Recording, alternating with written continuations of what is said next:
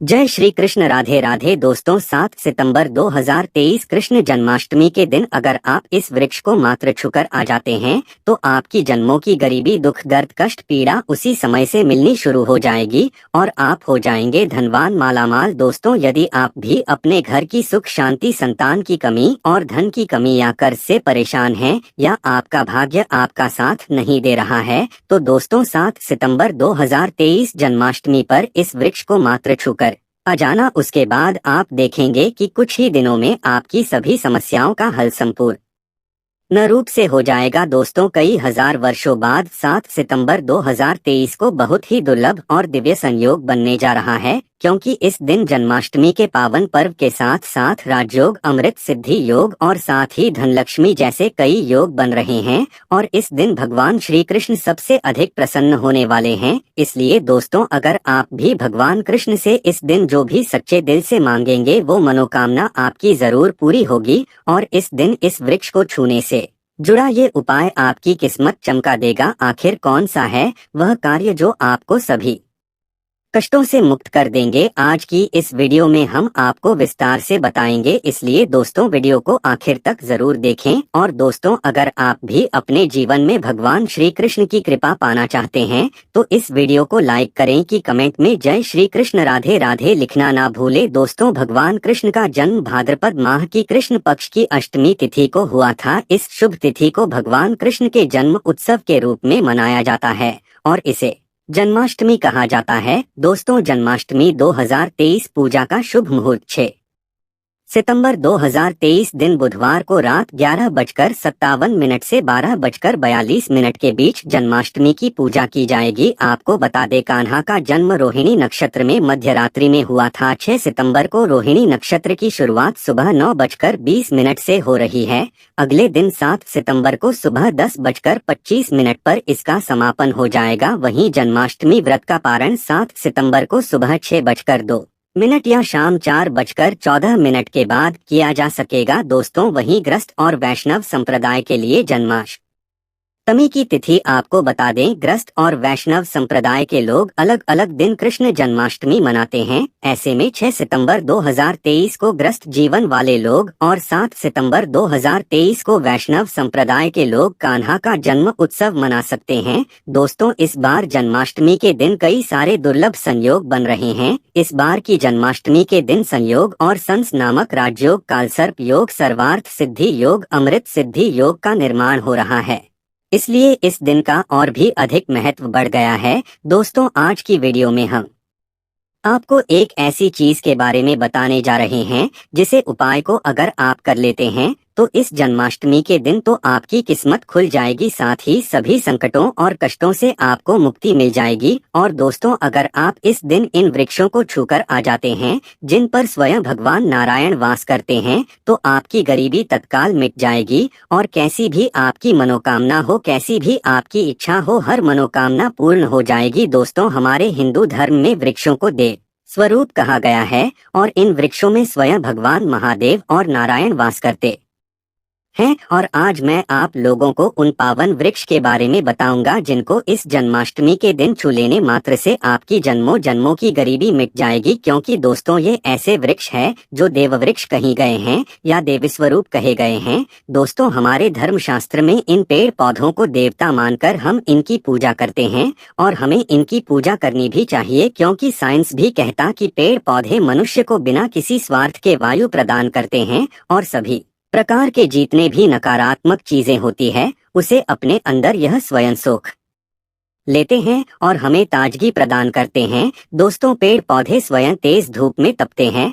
लेकिन मनुष्य को शीतल छाया प्रदान करते हैं। तो दोस्तों, इस समय कुछ ऐसे पेड़ पौधे हैं जो हमारे धर्म शास्त्र में कहे गए हैं कि इनको छूने मात्र से व्यक्ति के बंद किस्मत के ताले खुल जाते हैं और व्यक्ति का सौभाग्य चमक जाता है। दोस्तों, हमारे धर्म शास्त्र में पेड़ पौधों को बहुत ही गुणकारी कहा जाता है। अनेक बीमारियों का उपचार पेड़ पौधों में छुपा है, जड़ी बूटी में छुपा है और भगवान श्री कृष्ण ने गीता में स्वयं कहा है कि वृक्षों में मैं स्वयं पीपल का वृक्ष हूँ, इसलिए दोस्तों पीपल के वृक्ष को वृक्षों का राजा कहा जाता है, क्योंकि पीपल वृक्ष की जो आयु होती है वो सबसे ज्यादा होती है। इसलिए भगवान श्री कृष्ण ने स्वयं कहा कि वृक्षों में पीपल हूँ। तो दोस्तों चलिए अब मैं आप लोगों को उन पावन वृक्षों के बारे में बताऊंगा जो कि कल्याणकारी है, जो मंगलकारी है। अगर आप इन वृक्षों छू लेते हैं इस जन्माष्टमी के दिन तो आपकी गरीबी तो मिटेगी ही मिटेगी, साथ ही आपके जीवन से परेशानियां भी खत्म हो जाएंगी, क्योंकि यह जो पेड़ पौधे हैं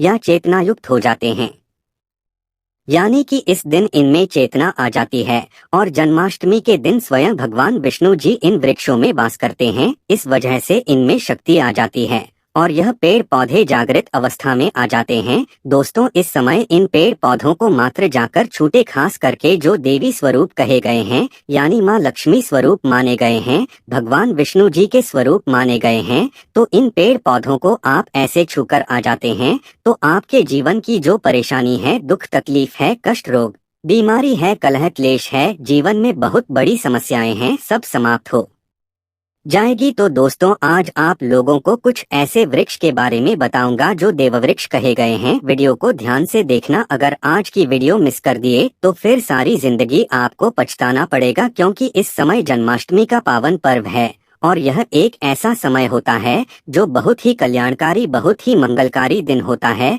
सभी ग्रहों को एकत्रित करके सभी ग्रहों को सपोर्ट दिलाता है, कुंडली को मजबूत कराता है, गरीबी को समाप्त करता और आप अपनी आंखों से देखते हैं गरीबी को मिटाते हुए। दोस्तों मैं जिन वृक्षों के बारे में बात करने वाला हूँ, यह सारे वृक्ष आपको आपके घर के आसपास बहुत ही आसानी से मिल जाएंगे। दोस्तों सबसे पहला जो वृक्ष है जिसे वृक्ष के बारे में मैं बात करने वाला हूँ वह है केले का वृक्ष। जी हाँ, केले का वृक्ष आपके घर के आसपास मिल जाएगा। इसमें स्वयं भगवान विष्णु जी, माँ लक्ष्मी जी वास करती है। दोस्तों आपको इसे खासकर जन्माष्टमी के दिन, चाहे गुरुवार के दिन हो, किसी भी दिन आप इस वृक्ष को छूकर आ जाए तो जीवन के कष्ट मिटाते हैं, तत्काल गरीबी मिटती है और सुख समृद्धि की प्राप्ति होती है। धन वैभव से आपका घर भर जाता है, आपके घर में तेजी से धन आने का स्रोत नजर आने लगते हैं, रुका हुआ व्यापार चलने लगता है, बंद पड़ी किस्मत भी साथ देना शुरू कर देती है और भाग्य आपका सातवें आसमान पर रहता है। बंद किस्मत के ताले खुल जाते हैं, जीवन में सफलता आपको जरूर प्राप्त होती है, कार्यक्षेत्र में भी आपको लाभ होता है। तो दोस्तों आपको केले का वृक्ष आसपास मिल जाएगा तो इस वृक्ष को, इस पेड़ को छूकर आ जाए। इसमें स्वयं भगवान श्री विष्णु जी वास करते हैं। केले का पेड़ बहुत ही पवित्र माना जाता है। कहते हैं केले के पेड़ में अगर जन्माष्टमी के दिन अगर एक लोटा जल गुरुवार के दिन दिया जाए, हल्दी चना किशमिश डालकर, तो जीवन में यश मान सम्मान की प्राप्ति और संतान की प्राप्ति होती है। अगला वृक्ष है दोस्तों तुलसी का पौधा। दोस्तों तुलसी के पौधे को अगर आप छूकर आ जाते हैं तो जीवन के कष्ट मिटते हैं। इसमें भी माँ लक्ष्मी का वास होता है। तुलसी के पौधे को छूने से भी आपकी गरीबी तत्काल मिटती है, महालक्ष्मी की कृपा बरसती है, घर से दुर्भाग्य दूर होता है। इसलिए जन्माष्टमी के दिन पीपल के वृक्ष के साथ साथ तुलसी का पौधा भी आपको घर के आसपास मिल जाएगा, या फिर आपके घर में लगा है तो सुबह शाम के दिन आप इन्हें छूकर आ जाए और अपनी मनोकामना जरूर बोल दे। साथ ही अगर बेल का वृक्ष भी मिल जाए तो इसे भी छूकर आ जाए तो बहुत ही लाभ और कल्याणकारी है। इसमें स्वयं नारायण और माता पार्वती वास करती है। दोस्तों बेल का वृक्ष भी बहुत ही शुभ है और शमी का वृक्ष भी छूकर आ जाए, ये भी बहुत ही शुभ माना जाता है। इसमें भी सभी देवी देवता निवास करते हैं। साथ ही साथ नीम का पेड़ या फिर आम का पेड़ भी छूकर आ जाए, गरीबी मिटती है। अब अगला वृक्ष है दोस्तों पीपल का वृक्ष। पीपल के वृक्ष में स्वयं भगवान नारायण वास करते हैं, स्वयं भगवान विष्णु जी वास करते और माँ लक्ष्मी जी वास करती है। तो जन्माष्टमी के दिन आपको पीपल के वृक्ष को जरूर छूकर आ जाना है, सुबह या फिर शाम के समय छूकर आए और जब पीपल को आप छुएंगे तो ओम नमो भगवते वासुदेवाय इस मंत्र का जाप करते हुए छूना है, अपनी मनोकामना बोलते हुए छोड़ देना है। दोस्तों जो भी आपकी मनोकामना है, नौकरी को लेकर, बिजनेस व्यापार को लेकर, धन को लेकर, कार्य को लेकर, संतान को लेकर, विवाह को लेकर, किसी प्रकार की समस्या शत्रुओं को लेकर हो, तो आपको बस भगवान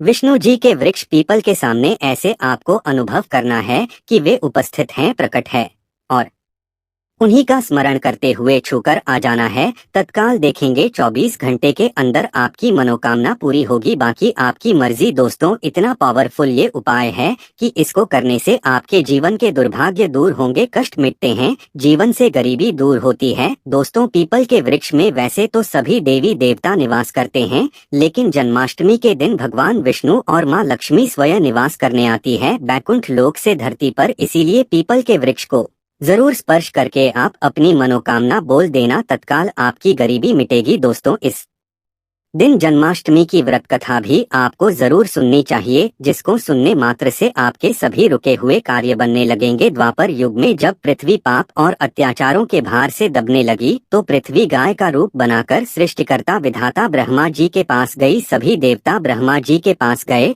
और ब्रह्मा जी को पृथ्वी की दुखांत कथा सुनाई। वहां उपस्थित सभी देवताओं ने निर्णय किया कि इस संकट के समाधान हेतु भगवान विष्णु के पास जाएंगे, और सभी लोग पृथ्वी को साथ लेकर क्षीरसागर में भगवान विष्णु जी के पास पहुंचे। जहां भगवान विष्णु शेषशय्या पर शयन कर रहे थे, वहां जाकर सभी देवता गण भगवान विष्णु की स्तुति करने लगे। स्तुति करने से भगवान विष्णु के निद्रा भंग हुई। तब विष्णु जी ने सबसे आने का कारण पूछा। तब दीनवाणी से पृथ्वी बोली, महाराज, संपूर्ण भूमंडल पाप और अत्याचारों से घिर गया है और पृथ्वी इन पाप और अत्याचारों के भार में दबने लगी है, इसलिए कृपा करके इस संकट का निवारण करें। यह सुनकर भगवान बोले, मैं ब्रज मंडल में वासुदेव गोप की भारिया कंस की बहन देवकी के गर्भ से जन्म लूंगा, इसलिए तुम ब्रजभूमि में जाकर यादव कुल में अपना शरीर धारण करो।